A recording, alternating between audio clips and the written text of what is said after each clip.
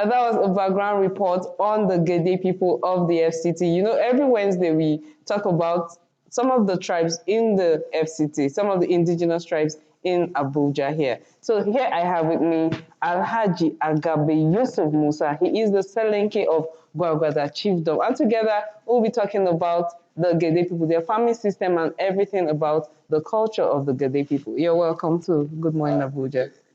Good morning, sir. Good morning. So how do we greet in your local dialect? Nanshebe. Is that good morning? Okay. So we'll tell you Nashebe. Okay. Yes, Nanshe. Then you respond Nashe. Okay, so Nashebe. Nanshebe. Okay. There's When Nashe. you want to say thank you? Mba. Mba. I hope I remember that. Oh, I'm sure I'll tell you. Okay, so the GEDE people, we just saw a report about them. Like, they are peace-loving people. They are also, their major occupation is actually farming. So, but before I go into the farming system, who are the GEDE people? In summary of, even if you've seen it, now we have here. Let you tell us more who the GEDE people are. Good day, everyone here. Actually, GEDE people, GEDE language is one of the FCT 9 autochthonous natives. Okay. What do I mean by autochthonous natives here? Talking about the original inhabitants. Okay. That we are here before the creation of FCT. in 1976, backed by Decree 6, during the regime of Murtala Muhammad. Okay. The history on the origin of GEDE people is no longer a narrative, nor a legendary, but from pure, undiluted historical facts and antecedents. Like the GEDE people have their origin in Niger-Congo Basin and pumped Niger-Congo Basin. Serious. We migrated from there through Western Sudan. Okay. In 1068 AD, Wow. Gadur, that is Gishirin GEDE, Okay. the then Kano, but now Jigawa State. Okay. We have our ancestor called Adaku. Adaku, that is our main ancestor. Okay. That was the very person that led our migration from Congo, Niger Basin to Kano through Western Sudan. Actually, sociologists do opine that in any society that lacks leadership, that such society is going to be highly anarchical. Okay. As such, we have a leader called Gakin Kakoma. Okay. Wow. That is the leader of GEDE. GEDE. When we landed in Gadur, Dagishin GEDE, we met the Hausa people there. So they tried to Hausanize us. We resisted. So nice. Okay. They tried to Islamize us. We said no. Okay. Because we are of pure paganism. Okay. That is the religion we practice. Then. Wow. Then, Okay. paganism. Okay. Pure and undiluted paganism. Paganism. Okay. On that note, we have our leader called Gakinga Kuma. When he dies,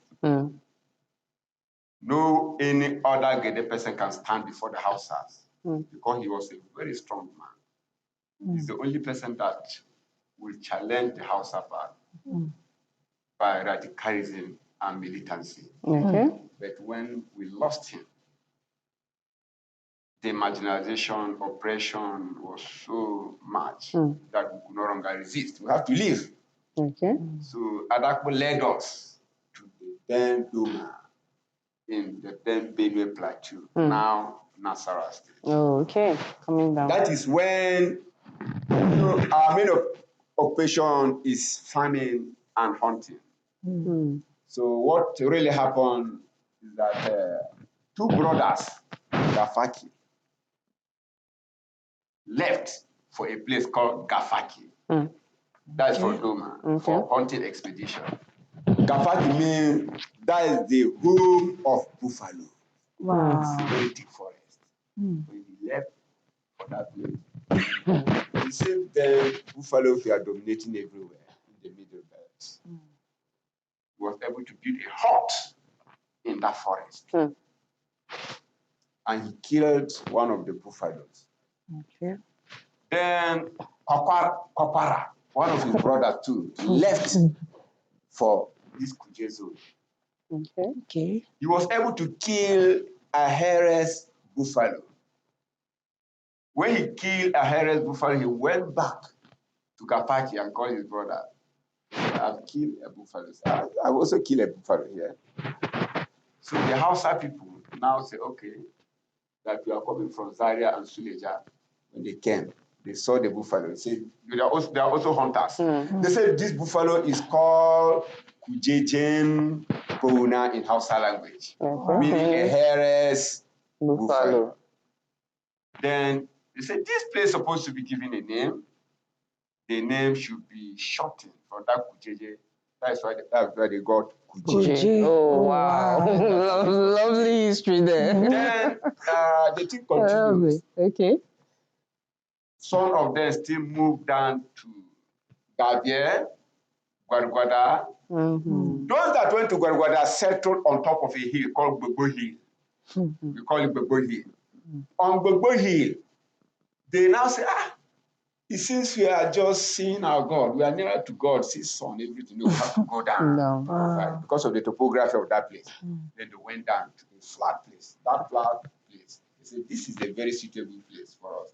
This place is called contact area.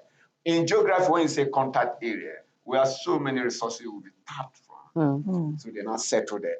When they settle there, they say, we should give this place another name. Okay. So meaning flat. Flat land, That is okay. why we have Ubada.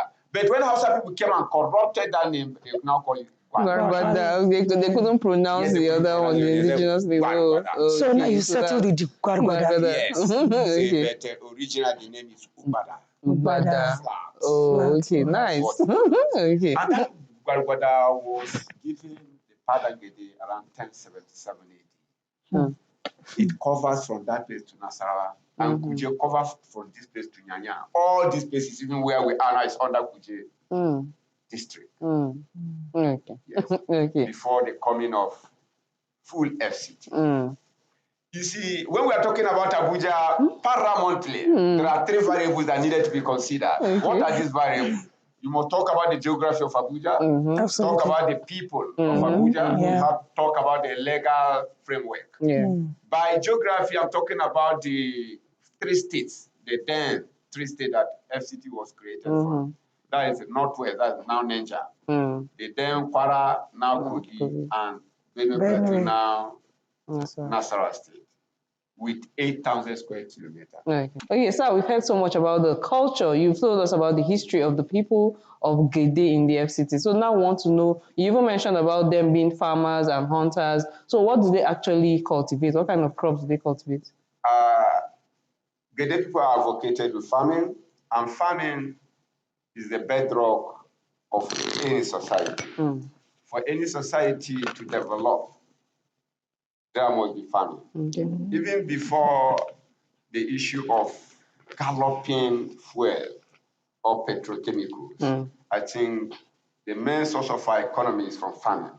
So GEDE people, theirs is not exceptional. GEDE people have two major types of farming. We believe predominantly in the subsistence agriculture then. What I mean by subsistence agriculture, that is the one we grow for feeding. But now the process has metamorphosed to a level that we also grow cash crops. Like in GEDE land, there is a philosophy. We say food first is the first philosophy to be enhanced towards any self-reliant journey. That is to say, even though if you're a doctor, if you lack food, you cannot work. Absolutely. In this studio today, if you are not taking your break, you cannot come here and work because there is what we call hunger. That is to say, I come among the people like a shadow. I sit down by each man's side, but no one sees me. Wow. If you look at one another, you recognize my presence. Because my presence is just like a presence of a tide that buries the playground of the children like the deep blue fruits of night. With God, right from heart to head, but things like something you know command. I have to command. Okay. Based on that, I will grow yam. Okay. Yam. Wow. That is the main crop. Okay. Guinea corn, millet. But now, because of that level of metamorphosis in the process, we grow Beneseed and melon. That is purely for commercial purpose. Okay. Now, as I'm talking to you. Okay, so Sir, can we talk about the challenges you have as farmers? I'm sure you have one or two challenges. Yes, there are so many challenges we are facing now, most especially we that find ourselves in FCT.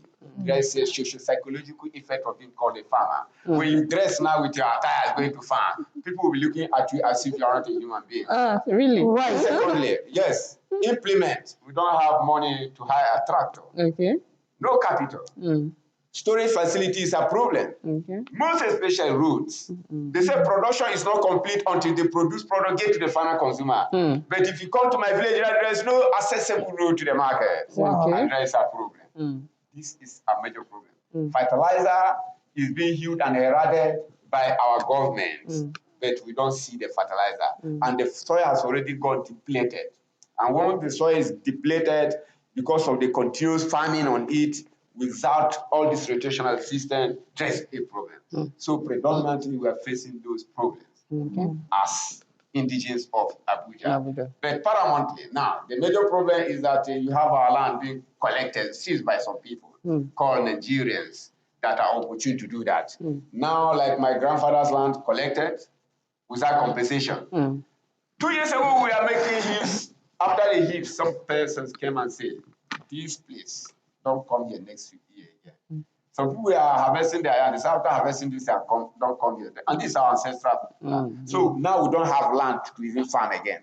Just as you said earlier, like this conversation, if we continue, we're not going to finish because this selling of Guagbada is really enlightening. Like he has history upstairs and we're not going anywhere. But we'll have you here some other time to continue with it because it's actually an interesting topic. GEDE people, just as you've told us, are wonderful people and we've learned so much from them. You telling us about their history, their farming system, their culture, and all that. But don't worry, with this attire, okay, whenever I see this kind of color, it actually represents. So we know that this represents GEDE interpretation. Okay. When you see black, conventional black, it is not agriculture.